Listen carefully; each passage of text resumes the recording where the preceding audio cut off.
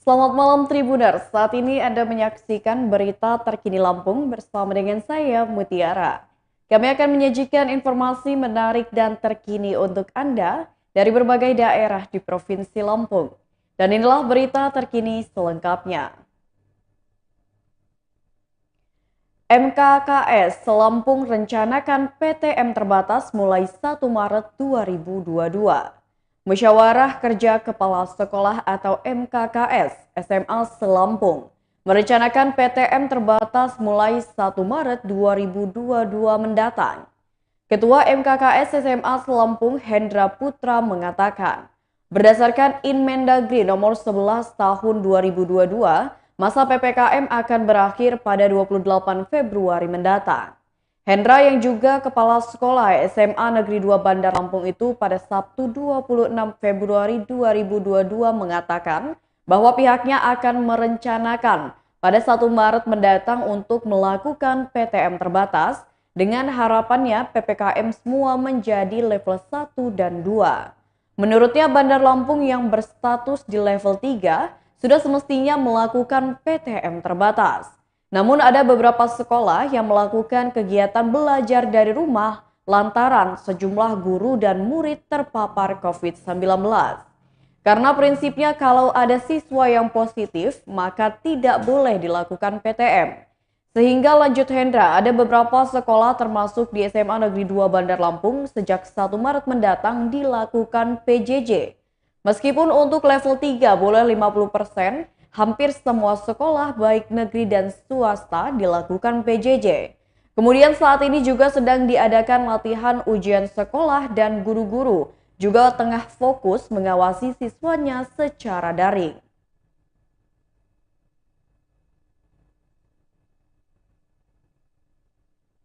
Berita selanjutnya datang dari Bandar Lampung. Belum 1 bulan dibeli, motor mahasiswi raib dicuri.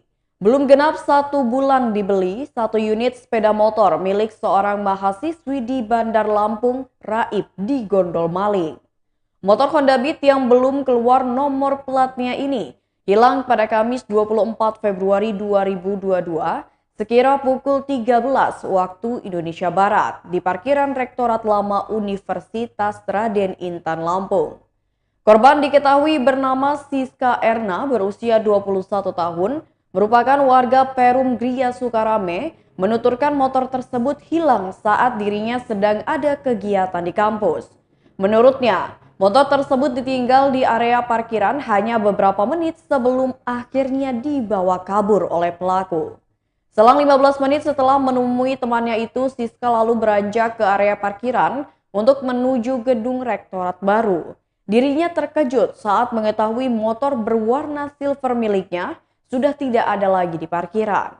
Spontan, korban panik ketika mengetahui motor yang baru dibelinya belum genap 1 bulan itu raib. Bahkan dirinya tak sempat menanyakan dengan orang sekitar saking paniknya. Akhirnya Siska mencoba menelusuri dari rekaman CCTV di sekitar kampus.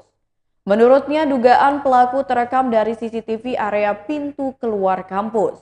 Siska menjelaskan dari rekaman CCTV tersebut, kemungkinan pelaku berjumlah 2 orang. Pasalnya dari rekaman CCTV itu tampak 2 orang beriringan membawa motor korban keluar area kampus. Siska mengaku kejadian tersebut sudah dilaporkan ke pihak aparat kepolisian setempat. Ia berharap aparat kepolisian bisa membantu untuk menangkap para pelaku pencurian tersebut. Sementara itu Kapolsek Sukarame Kompol Warsito membenarkan adanya laporan kehilangan tersebut. Menurut Warsito saat ini jajarannya sedang melakukan penyelidikan berdasarkan laporan yang dibuat oleh korban.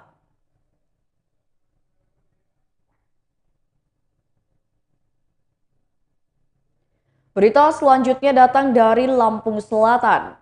Belasan sapi berkeliaran di jalan usai truk pengangkut tabrak tiang. Warga Bakauheni digegerkan oleh belasan sapi yang berkeliaran di Jalan Raya Bypass Kecamatan Bakauheni, Lampung Selatan pada Jumat 25 Februari 2022 sekitar pukul 20:30 waktu Indonesia Barat. Diduga remblong, truk Hino bernomor polisi BE 8450 AU bermuatan 12 ekor sapi yang dikemudikan oleh Basuki yang merupakan warga desa Banjarnegeri, Kecamatan Natar hilang kendali dan akhirnya menabrak tiang Selamat Datang Bakauheni. Sehingga truk Hino yang berjalan dari arah Bandar Lampung menuju Pelabuhan Bakauheni ini terguling. Dan 12 sapi yang diangkutnya keluar dari kendaraan tersebut dan berkeliaran di jalan raya bypass Bakauheni. Setelah kejadian, sopir truk Hino tersebut dilarikan ke RSUD Bob Bazar Kalianda. Sopir truk tersebut mengalami luka di bagian tangan sebelah kanan. Salah seorang warga, yakni Junet, mengatakan, kendaraan truk Hino tersebut melaju dari arah Kalianda menuju Bakauheni. Tiba-tiba mobil tersebut terguling dan sapi-sapi yang dibawanya pun keluar dan berhamburan di jalan. Junet mengatakan setelah kejadian sopir truk Hino tersebut langsung dilarikan ke rumah sakit. Warga lainnya bernama Wita mengatakan truk Hino tersebut sempat menabrak tiang di depan warung sebelum akhirnya terguling ke badan jalan. Kasat Lantas Polres Lampung Selatan AKP Jennifer Yorlanda membenarkan peristiwa kecelakaan lalu lintas di Simpang Pasar Bakauheni. Ia mengatakan tidak ada korban jiwa dalam kejadian tersebut. Hanya saja seorang supir yang terjepit mengalami luka dan sudah dievakuasi.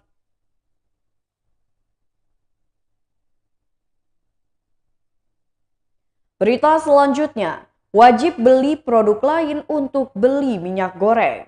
Usai sidak ke toko sembako di Pasar Gedung Ram Diskoperindak Mesuji, temukan pendistribusian minyak goreng yang dikawinkan dengan produk lainnya pada Sabtu 26 Februari 2022. Pantauan tribunlampung.co.id, usai melakukan sidak ke toko sembako di Pasar Gedung Ram tak butuh waktu lama. Truk muatan produk minyak goreng dan produk lainnya pun tiba di Pasar Gedung Ram dan mulai menurunkan barang tersebut ke toko yang mendapat jatah pendistribusian minyak goreng. Satu persatu minyak goreng diturunkan hingga pada akhirnya bungkusan kerupuk mentah dan dus produk santan kara ikut dibawa bersamaan dengan minyak goreng tersebut. Kepala Bagian Ekonomi Pembangunan Setdakap Mesuji yakni Arif Arianto bersama dengan Kepala Diskoperindak Mesuji Elvita dan Kepala Bidang Perdagangan Eka Aprianto turut mempertanyakan barang tersebut. Dan benar saja, berdasarkan pengakuan supir truk tersebut, produk kerupuk mentah dan santan kara ini adalah produk yang wajib dibeli oleh pihak toko. Oleh sebab itu, Arif langsung memberikan pesan dalam pendistribusian minyak makan untuk tidak dikawinkan dengan produk lainnya. Pengakuan yang sama juga disampaikan oleh Adi yang merupakan pedagang di Pasar Gedung Ram. Menurutnya mengawinkan minyak goreng dengan produk lainnya ini bukan hanya dari pedagang saja, tapi sudah dari distributornya.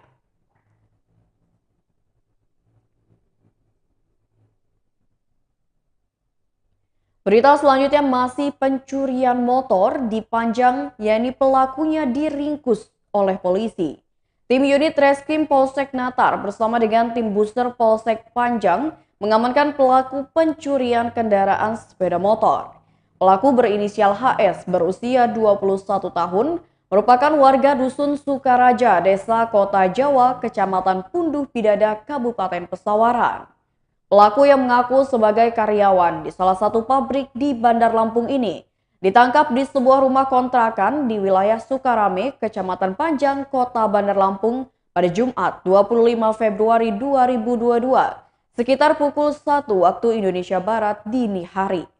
Kapolsek Natar Kompol Enrico Donald Sidauruk mengatakan HS diamankan di tempat persembunyiannya di wilayah Panjang.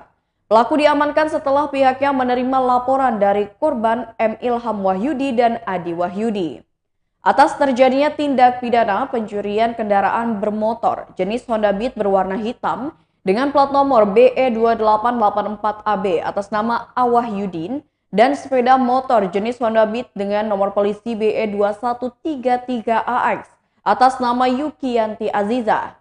Pencurian tersebut terjadi pada Kamis 3 Februari 2022 sekitar pukul 3 waktu Indonesia Barat di kebun bibit Desa Haji Benanatar. Saat itu kendaraan tersebut sedang diparkirkan di depan rumah korban. Enrico mengatakan atas kejadian tersebut, korban mengalami kerugian yang diperkirakan sebesar 25 juta rupiah. dan melaporkan kejadian pencurian tersebut ke Mapolsek Natar dan ditindaklanjuti. Ketika ditangkap, pelaku mengakui perbuatannya telah mencuri 2 unit kendaraan milik korban dan kendaraan tersebut sudah dijual kepada orang yang tidak dikenal. Pelaku juga menjelaskan saat menjalankan aksinya ia dibantu dengan temannya yakni MAT.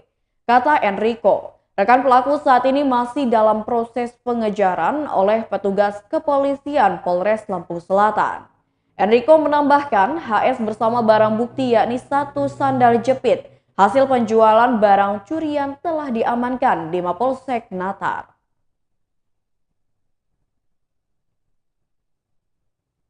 Berita selanjutnya yakni mengenai perkembangan kasus COVID-19 di Lampung. Lampung masuk dalam 10 provinsi dengan kasus COVID-19 terbanyak di Indonesia. Kasus aktif COVID-19 di Lampung mencapai 12.342 kasus. Begitu bunyi laporan Satuan Tugas Penanganan COVID-19 Republik Indonesia per 25 Februari kemarin dihimpun Tribun Lampung pada Sabtu 26 Februari 2022. Sebanyak itu juga warga Lampung saat ini sedang menjalani isolasi, baik itu mandiri maupun dengan penanganan medis di rumah sakit. Dengan jumlah tersebut, Lampung masuk dalam 10 urutan kasus aktif terbanyak di Indonesia. Dengan urutan Jawa Barat yakni 188.204 kasus, DKI Jakarta 50.253 kasus, Banten 44.277 kasus, Jawa Timur 34.668 kasus, DI Yogyakarta 24.031 kasus, Sumatera Utara 22.434 kasus, Kalimantan Timur 18.333 kasus dan Sulawesi Selatan 13.931 kasus. Kemudian Provinsi Lampung saat ini memiliki 12 kabupaten atau kota yang berstatus zona oranye dengan ancaman sebaran COVID-19. Hanya 3 daerah saja yang masih berada dalam status zona kuning, yakni Bandar Lampung, Metro, Lampung Utara, Lampung Selatan, Lampung Tengah, Lampung Barat, Pesisir Barat, Tulang Bawang, Mesuji, Pringsewu, Pesawaran, dan Waikanan. Lampung Timur, Tulang Bawang Barat, dan Tagamus masih dalam status zona kuning. Dari data Satuan Tugas Penanganan COVID-19 Provinsi Lampung, masuknya 12 kabupaten atau kota tersebut dalam status zona oranye sudah berlangsung sejak 23 Februari 2022 kemarin. Sebelum itu tercatat baru ada satu saja daerah yang berstatus zona oranye, yakni Bandar Lampung.